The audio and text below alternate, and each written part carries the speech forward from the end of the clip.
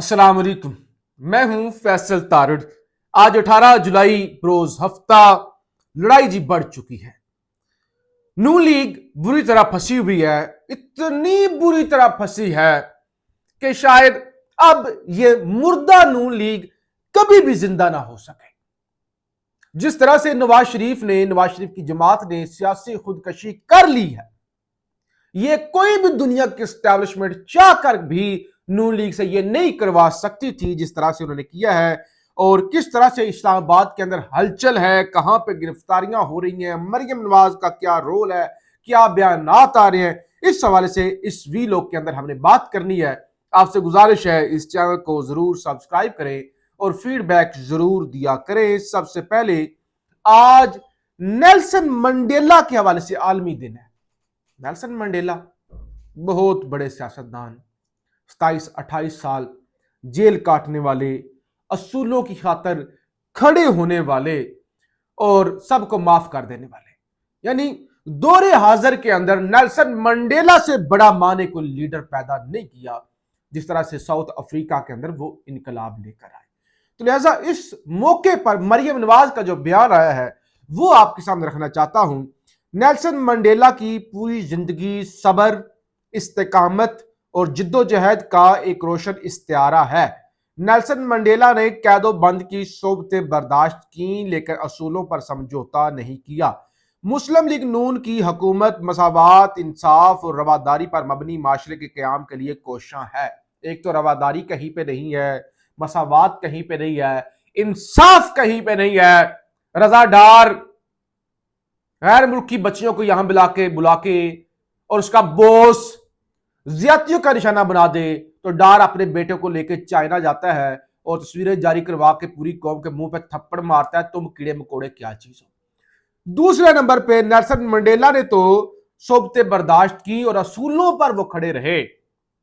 मरियम बीबी के बाबूजी वालिद मोहतरम मियां नवाज शरीफ साहब, उन्होंने भी कैदो बंद की सोबतें बर्दाश्त की। ऐसा नहीं कि उन्होंने की, अटक किले से लेकर अडियाला जेल, कोट लखपत जेल, तो सोबतें उन्होंने भी बर्दाश्त की, लेकिन हमेशा असूलों का सौदा करके अपनी सियासत को दफन किया और नेल्सन मंडेला बनते बनते रह गए। बात करने का मकसद यह है कि बातें सुनो जरा और काम देखो क्या हुआ है। बड़ी अहम चीज कल भी लोग किया था, आपको बताया था पूरा दिन कल और रात को भी जो बुजुर्ग सियासतदान हैं जावेद हाशमी साहब मुल्तान से, उनके घर का घेराव हुआ और जावेद हाशमी ने अपना बैग हाथ में पकड़ा हुआ था, घर के बाहर कुर्सी पर बैठे हुए थे कि आओ मैं तैयार हूं गिरफ्तारी के लिए, मुझे गिरफ्तार कर लो। और जावेद हाशमी की हिम्मत, सच्चाई, उसके बाद आप यकीनी तौर पे कह सकते हैं कि एक जावेद हाशमी की एक दिन की जिंदगी पाकिस्तान के सैकड़ों सियासतदानों से 1000 दफा बेहतर है। रात को दोबारा उनके घर छापे मारे गए, लाइटें बंद थी, तमाशा बनाया गया ना, तमाशा बनाया गया, तोड़फोड़ की गई। अब ये वो जावेद हाशमी हैं जब मुशर्रफ के बाद, यानी मुशर्रफ के मार्शल लॉ के बाद नून लीग तितर बितर हो गए, मियाँ साहब मुल्क से भाग गए और ये ख्वाजा आसफ साहब जो है ना, इस तरह के लोग ये दुबई चले गए थे और इनको कोई फोन करता था ना तो ये कहते मैं सियासत छोड़ देती है, भाई मैं सियासत छोड़ देती है, मेरा कोई, मैं नौकरी कर रहा हूं। ये ऐसे इकबाल टाइप लोग, इन्होंने जाके सऊदी अरब में नौकरियां ले ली, ये सारे तितर बितर हो गए, निकल गए ना, जैसे पीटीआई के साथ हुआ है। किसी ने कहीं नौकरी कर ली, किसी ने कहा मैंने सियासत ही छोड़ दी, मेरा ताल्लुक ही नहीं, भाई मेरा क्या लेना देना।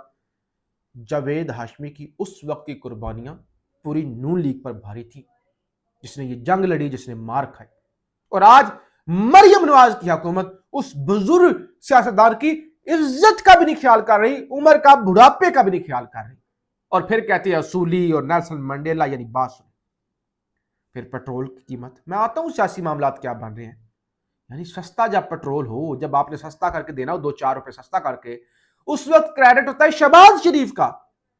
अब महंगा बेचना है, चोरी चुपके सरकारी मुलाजमों को बिठा के प्रेस कॉन्फ्रेंस की गई है, तो ओगरा पे डाल दिया गया है कि ओगरा की वेबसाइट पे आ जाएगा, ये तो आप तबाही मचा देंगे। जब पता चलेगा रात को कीमतें महंगी हो रही हैं, पेट्रोल पंपों वाले तो पेट्रोल ही बंद कर देंगे, लाइनें लगी होंगी, रोज एक नया तमाशा होगा। सस्ते का क्रेडिट शहबाज शरीफ का वो घर से लेके आते हैं और महंगे का اوگرا ڈیسائیڈ کرے گا. یہ تو یعنی تماشا ہے. بہرحال جاوید ہاشمی کے گھر پر پوری رات قبضہ رہا. میں ذرا آتا ہوں مولانا فضل الرحمان کی طرف. رانا ثناء اللہ کا ایک بیان، بلکہ دو بیان سامنے آئے نا، بڑے خطرناک بیان ہے. اس لیے میں نے کہا نا نون لیگ نے اپنے آپ کو کس طرح ختم کر لیا. کہتے ہیں اگر بلوچستان یا کے پی میں آبادی سے کہا جائے کہ وہ دہشت گردوں سے لڑنے کے لیے اپنے اندر کچھ اہلیت پیدا کرے تو اس کا یہ مطلب لینا غلط ہے کہ ریاست لوگوں کو لشکر بنانے کا کہہ رہی ہے. بینک بھی تو اپنی حفاظت کے لیے سیکیورٹی گارڈ رکھتے ہیں. یعنی رانا ثناء اللہ مولانا فضل الرحمان کے بیان کی تائید کر رہے ہیں.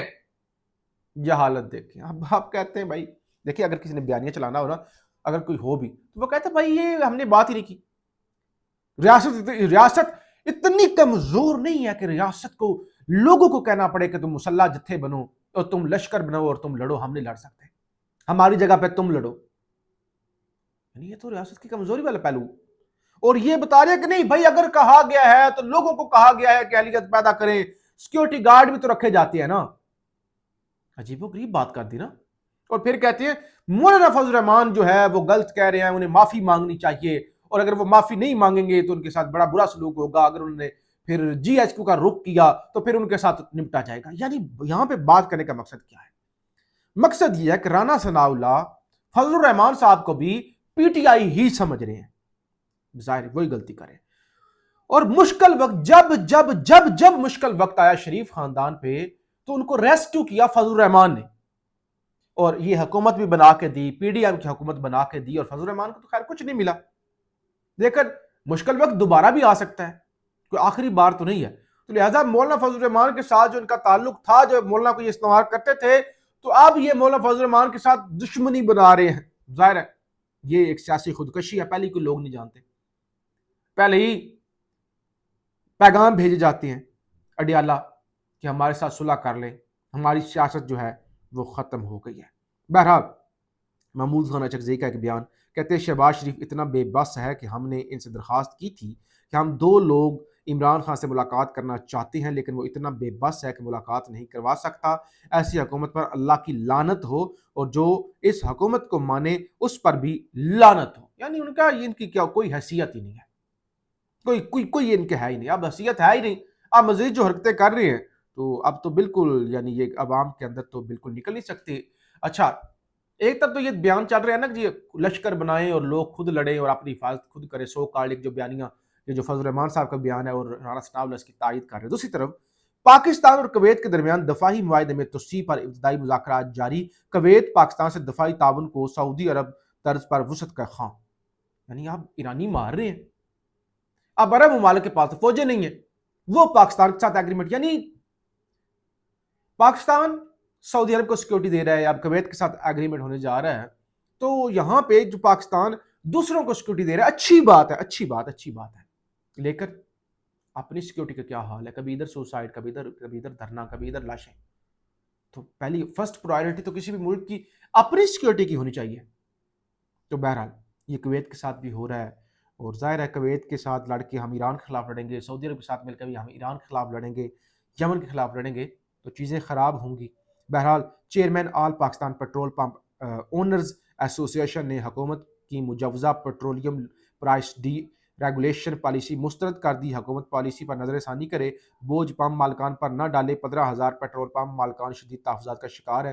چیئرمین آل پاکستان پیٹرول پمپ اونرز ایسوسی ایشن کی جانب سے، یعنی جو روزانہ کی بنیاد پہ کہا گیا قیمتیں بڑھائی جائیں گی، اوگرا فیصلہ کرے گا، ہمارا کوئی لینا دینا نہیں ہے، اور چوری چھپ کے پریس کانفرنس کی گئی. کہا گیا تاریخ ہمیشہ ہمیں سنہری الفاظ میں یاد رکھے گی، جس دن تاریخ کے اوپر سے بوٹ ہٹ گیا نا تو تاریخ آپ کو چپیڑے مارے گی. فیڈ بیک ضرور دیجیے گا. پاکستان زندہ باد.